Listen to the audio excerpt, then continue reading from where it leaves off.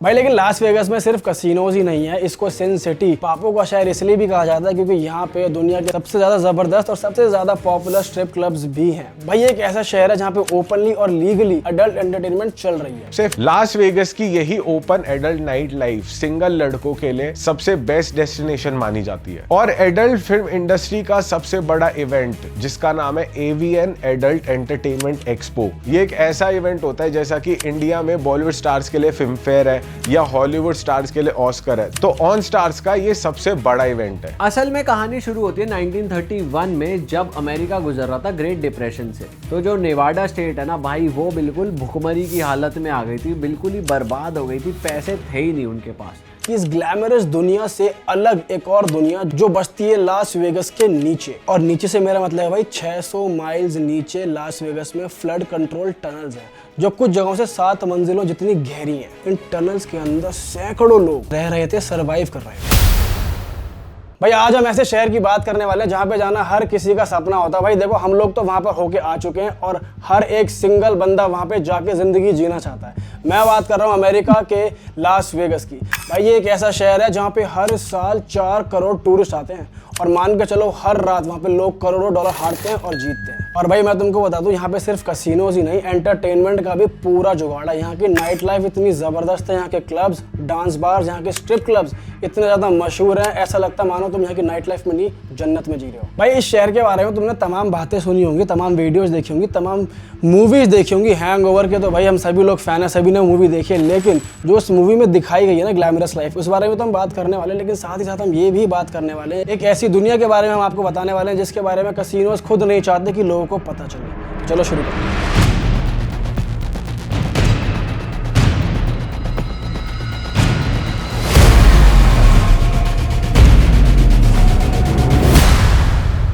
Las Vegas की सबसे famous चीज है वहां के कसिनोज। लोग यहाँ पर लाखों और करोड़ों रुपए जीतते और हारते हैं। 21 मार्च 2003 को एलए के एक सॉफ्टवेयर इंजीनियर ने एक्सकैलिबर कसिनो में मेगा बग स्लॉट में $100 लगाए और उसके बदले उसने 3.9 करोड़ जीत लिए और ये अब तक का दुनिया का सबसे बड़ा स्लॉट जैकपॉट है। मतलब इस इंसान ने इतने ज्यादा रुपए जीत लिए। और इसी तरह एक कॉकटेल वेट्रेस थी जिसका नाम था सिंथिया, उसने डेजर्ट इन कसिनो में $6 लगाए और उसके बदले उसने जीते 3.5 करोड़ डॉलर्स। जीतने की कहानियां तो बहुत सारी हैं, लेकिन हारने की भी कहानियां बहुत अलग अलग है। जैसे कि एक नेब्रास्का का बिजनेसमैन था जिसका नाम था टेरेंस वाटनाबे।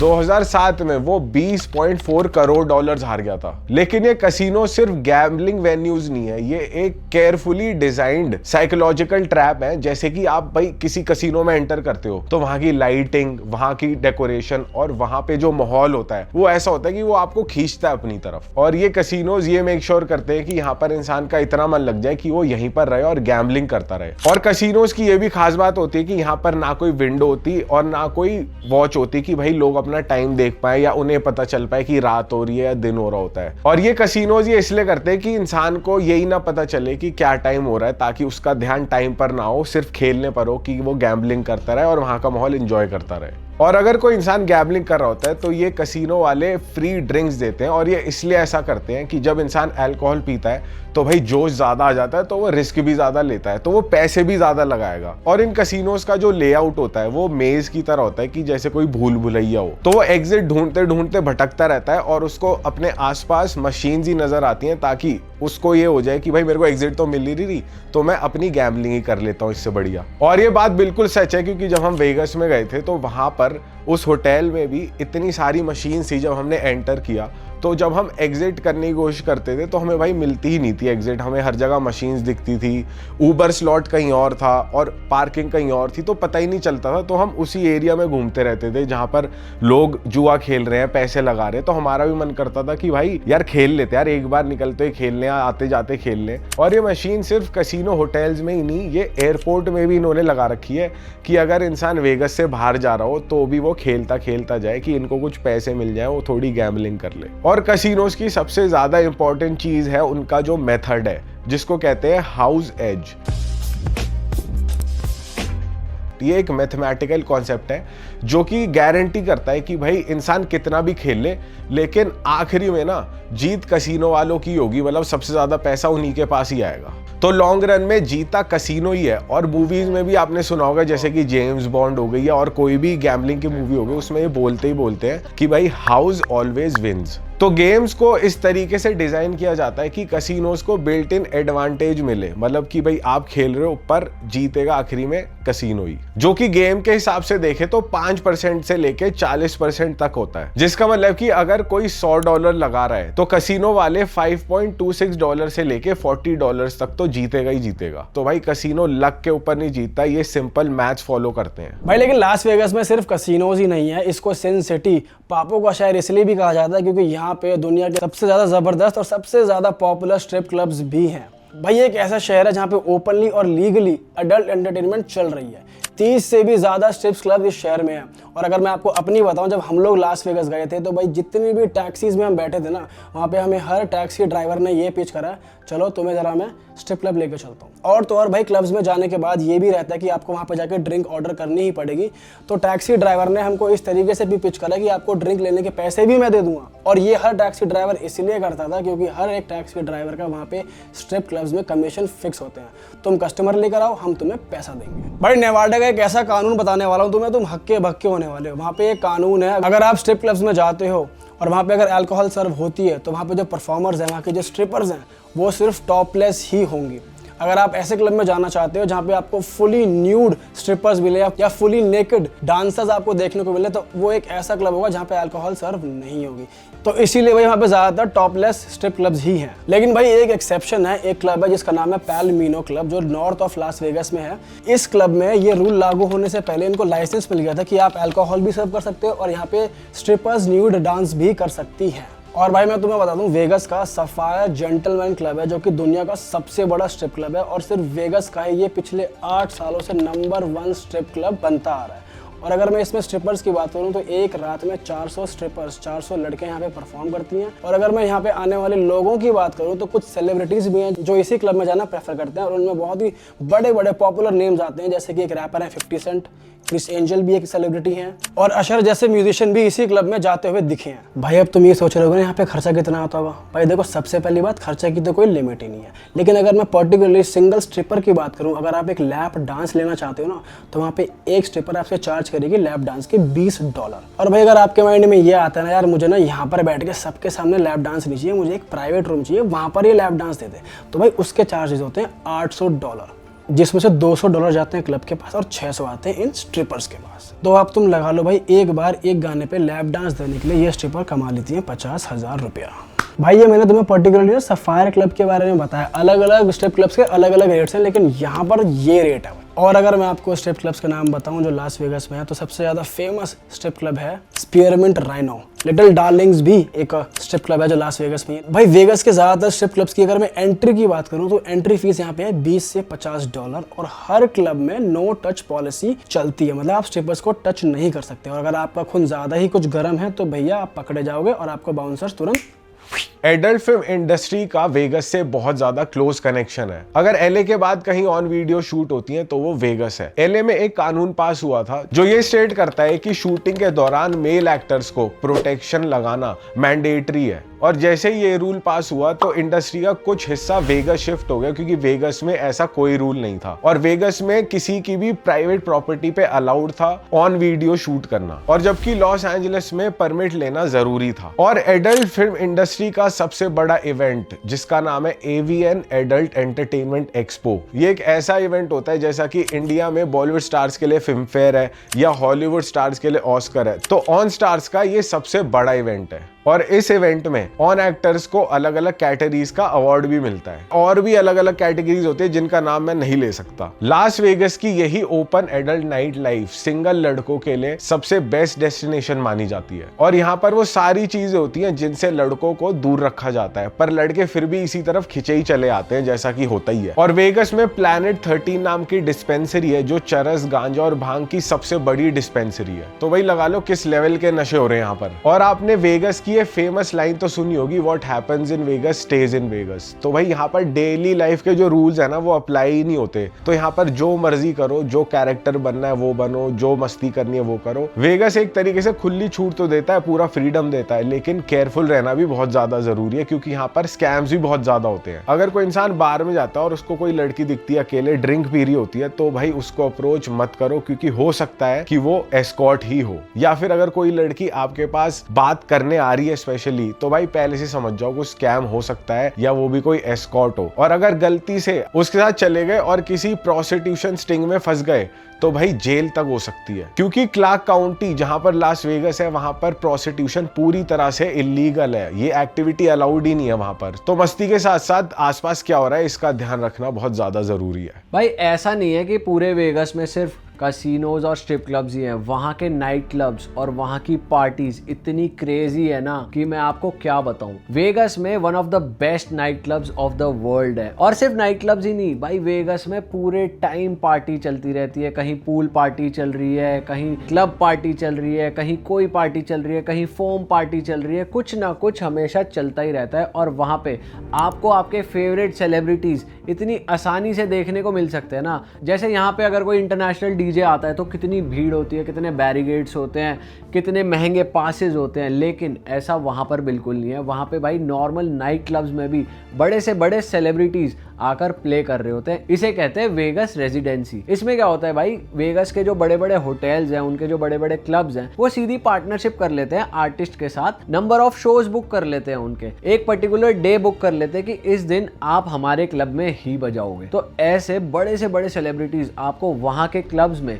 परफॉर्म करते हुए दिख जाएंगे। भाई पहले क्या था, आर्टिस्ट ये सोचते थे कि ये वेगस रेजिडेंसी वाला सीन हम तब करेंगे जब हमारा करियर ड्रॉप हो रहा होगा। लेकिन कैनेडियन सिंगर सेलिन डियोन ने इसको तोड़ा। उन्होंने वेगस रेजिडेंसी तब साइन करी जब उनका करियर एकदम पीक पे चल रहा था। उन्होंने सीजर्स पैलेस के साथ अलग अलग फेज में टोटल 1100 शोज करे भाई। और एक शो की फीस उनकी लगभग होती थी $5 लाख के करीब। एक शो की आप बिलीव कर रहे हो, 1100 शोज उन्होंने करे तो उन्होंने कितना पैसा बनाया।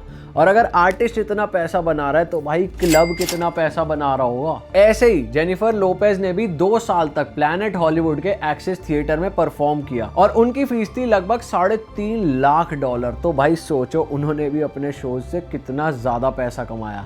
ऐसे ही ब्रिटनी स्पीयर्स ने भी प्लैनेट हॉलीवुड के साथ लगभग 4 साल तक शोज करे। उन्हें लगभग एक शो का $4.75 लाख मिलता था। और भाई टोटल उन्होंने वेगस में परफॉर्म करके करीब $10 करोड़ कमाए। भाई ये कितना बड़ा अमाउंट है यार। भाई ये तो हुई सिंगर्स की बात, लेकिन जितने भी वर्ल्ड के बड़े से बड़े डीजेज हैं, चाहे वो कैल्विन हैरिस हो, चेन स्मोकर्स हो, मार्शमेलो हो, और भी जितने फेमस आप डीजेज सोच सकते हो, सब कहीं ना कहीं वेगस में रेजिडेंसी कर रहे हैं या फिर उन्होंने कई बार रेजिडेंसी करी हुई है, 2-2, 3-3, 5-5 साल की।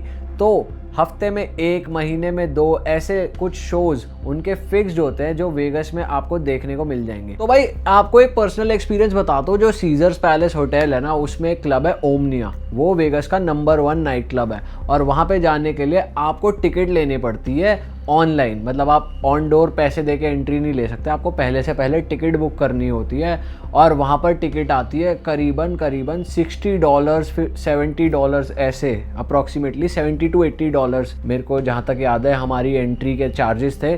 और वो लैटिनो नाइट थी। हमें लगा था भाई बहुत ही बोरिंग होगी यार, बट जब हम उसमें घुसे तो भाई मैं आपको बता नहीं सकता कि कितनी अमेजिंग वो नाइट थी।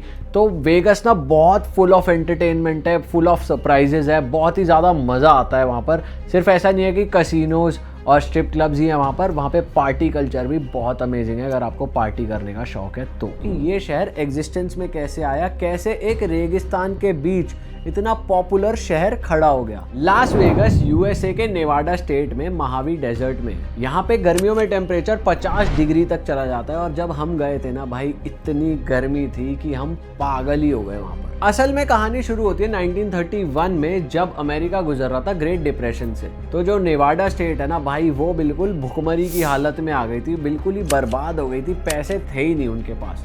तब फ्रेड बल्जार ने असेंबली बिल 98 पर साइन किया और गैम्बलिंग को नेवाडा स्टेट में बिल्कुल लीगल कर दिया। पैसों की जरूरत में लिया गया ये बोल्ड डिसीजन एक ऐतिहासिक डिसीजन बन गया अमेरिका की हिस्ट्री में और उसने जन्म दिया यूएसए की सबसे पॉपुलर सिटी लास वेगस को। भाई ये डिसीजन एक वरदान की तरह साबित इसलिए भी हो गया क्योंकि उससे सिर्फ 8 दिन पहले फेडरल गवर्नमेंट ने लास वेगस से 30 माइल दूर एक हूवर डैम बनाने का कॉन्ट्रैक्ट दिया था $49 मिलियन का, जिसके लिए वर्करों को बहुत तगड़ी पेमेंट मिलती थी। लगभग $5 लाख मिलते थे वर्कर्स को। तो जो वर्कर्स डैम बनाने आए थे उनकी सैलरी बहुत तगड़ी है और उनके रहने के लिए एक सिटी बनाई, लेकिन वहाँ दिक्कत ये थी कि वहाँ अल्कोहल और गैम्बलिंग दोनों बैन थी। तो वो आते कहाँ थे एंटरटेनमेंट के लिए? वेगस में। तो भाई ये एक परफेक्ट कॉम्बिनेशन सा बैठ गया जहां वर्कर्स की जेब में पैसा है और थोड़ी ही दूर एक ऐसी स्टेट है जहां पर गैम्बलिंग बिल्कुल लीगल है। तो यहाँ पर वर्कर्स आने लगे और नींव पड़ी लास वेगस की। लास वेगस का एक बहुत ही प्रोमिनेंट और फेमस एरिया है जिसे कहते हैं वेगस स्ट्रिप। इस 6 किलोमीटर लंबी सड़क पे बहुत ही ज़्यादा फैंसी और बहुत ही बड़े बड़े होटल्स और कसिनोज हैं। ये वही स्ट्रिप है जो मोस्टली आपको मूवीज़ में देखने को मिलती है। जो लोग वेगस जाते हैं वो यहाँ की स्टोरीज डालते हैं। ये वही जगह है वेगस स्ट्रिप। भाई वेगस में एक से एक फैंसी होटल्स हैं और वो इतने महंगे हैं ना कि सुन के आपके होश उड़ जाएंगे। अगर मैं एवरेज प्राइस की बात करूँ तो लगभग $200 यानी 18,500 रुपये एक बेसिक रूम का रेंट तो है ही एक रात का। हम जब वेगस गए थे तो हमारा रेंट होटल का लगभग 25 से 26 हज़ार पर नाइट का था। वो भी तब जब हमें डील मिल गई थी किसी अच्छे होटल में। लेकिन भाई ये तो एक एवरेज कॉस्ट है। अगर मैं सबसे महंगे होटल की बात करूँ ना तो वहाँ एक रात के होटल का किराया इतना है कि आधे से ज़्यादा इंडियंस की ज़िंदगी भर की कमाई ख़त्म हो जाए। वहाँ पर एक द पाम कसिनो रिजॉर्ट है जिसका एक एम्पैथी स्वीट है।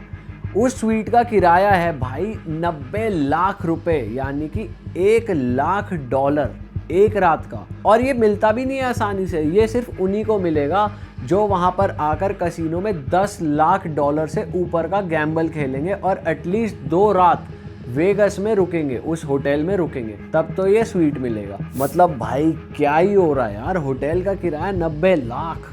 असल में इस स्वीट की खास बात यह है कि भाई ये एक 9,000 स्क्वायर फुट का डुप्लेक्स विला है। यहाँ से पूरा वेगस दिखता है। तो भाई लगा लो ये कितना फैंसी और कितना लग्जूरियस होगा यार। इसी तरह भाई वहाँ एक बहुत ही फेमस होटल है जिसका नाम है सीजर्स पैलेस, वही हैंगओवर वाला होटल। उसमें नोबू विलाज है जिसमें एक रात का किराया है भाई 32.5 लाख रुपए यानी $35,000 के करीब। और यहाँ पे बड़े बड़े सेलिब्रिटीज़ रुकते हैं जैसे जेनिफर लोपेज, जस्टिन बीबर, सारे सेलिब्रिटीज़ लगभग ऐसे विला में ही रुकते हैं। भाई देख लो तुम। भाई अब हम बात करेंगे लास वेगस की इस ग्लैमरस दुनिया से अलग एक और दुनिया जो बसती है लास वेगस के नीचे। और नीचे से मेरा मतलब है भाई 600 माइल्स नीचे लास वेगस में फ्लड कंट्रोल टनल्स हैं जो कुछ जगहों से 7 मंजिलों जितनी गहरी हैं। और इन टनल्स में कुछ लोग रहते हैं और वो लोग कैसे डिस्कवर हुए थे वो मैं एक केस आपको बताता हूँ, आप हक्के बक्के रह जाओगे। भाई ये बात है 2002 की। एक बंदा था टिमी नाम, उसने क्या करा अपनी गर्लफ्रेंड को और अपने बेटे को जान से मारा और उनको मारने के बाद वो चला जाता है इन अंडरग्राउंड टनल्स में छुपने के लिए। तो बस इसी केस की इंक्वायरी करने के लिए एक जर्नलिस्ट मैथ्यू नाम के इन टनल्स में जाते हैं। वो क्या देखते हैं, इन टनल्स के अंदर सैकड़ों लोग अपना घर बना चुके थे। मतलब सैकड़ों लोग इन टनल्स में रह रहे थे, सरवाइव कर रहे थे। भाई ये पहली बार था जब दुनिया के सामने ये न्यूज़ बाहर आई कि लास वेगस के अंदर 600 माइल नीचे जो फ्लड कंट्रोल टनल्स हैं वहाँ पे लोग रहते हैं। भाई मैं तुम्हें आज की डेट में बताऊँ ना, इन टनल्स में 1200 से 1500 लोग रहते हैं। इनकी ज़िंदगी बिल्कुल नरक बन चुकी है और ये ऐसे टनल्स हैं जहाँ पर बिल्कुल भी लाइट नहीं जाती है। और तो और इन लोगों ने कबाड़ इकट्ठा कर करके इन टनल्स के अंदर अपने घर बना लिए हैं। और इन लोगों में एडिक्शन और मेंटल इलनेस तो बहुत कॉमन है। और भाई यहाँ पे इतने ज़्यादा खतरनाक ड्रग्स चलते हैं ना, जो लोग यहाँ पे रहते हैं वो इतने एडिक्टेड हैं कुछ ड्रग्स के कि वो ड्रग्स लेने से इनके स्किन में डीप डाउन बहुत ज़्यादा इन्फेक्शन फैल जाता है। और तो और भाई वो हड्डियों में इस कदर फैल जाता है कि उनको हाथ पैर भी काटने पड़ते हैं। मतलब इन टनल्स के अंदर ऐसा इन्वायरमेंट बना हुआ है कि वहाँ पे ड्रग, सेक्स, अब्यूज़ बहुत कॉमन है और मर्डर तो मानो चुटकी का खेल है। और भाई इन टनल्स में सबसे बड़ा खतरा बनता है फ्लड्स। लास वेगस में मॉनसून आता है जुलाई और सितंबर के बीच में, तो जब भी यहाँ बारिश होती है ना तो ये टनल्स बन जाते हैं डेथ ट्रैप्स। तो इन टनल्स में पानी के साथ साथ गार्बेज, लकड़ियाँ, शॉपिंग कार्ट्स और भी तमाम चीज़ें बहकर आ जाती हैं। और ये सब इतनी फोर्स से आता है ना, तो जो लोग अंदर रह रहे होते हैं टनल्स में, उनके लिए बहुत रिस्की हो जाता है। उनके लिए ये टनल्स उस टाइम पे डेथ ट्रैप्स बन जाते हैं लेजेंड। ये मान के चलो हर साल जब भी फ्लड्स आते हैं, जब भी यहाँ मानसून आता है, तो वहाँ पे 3 से 4 लोगों की मौत होती होती। तो भाई ये था लास वेगस का डिस्टर्बिंग सच।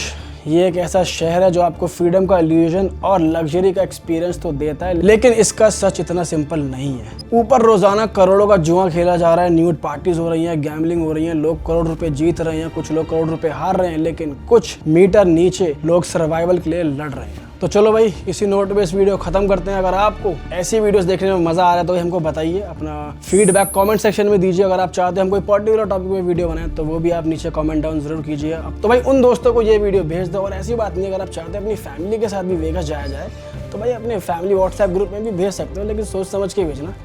एनीवेज, हम मिलेंगे आपको नई वीडियो में। Till then bye bye, see you, take care, अपना ख्याल रखिए, enjoy, have a great night in Las Vegas.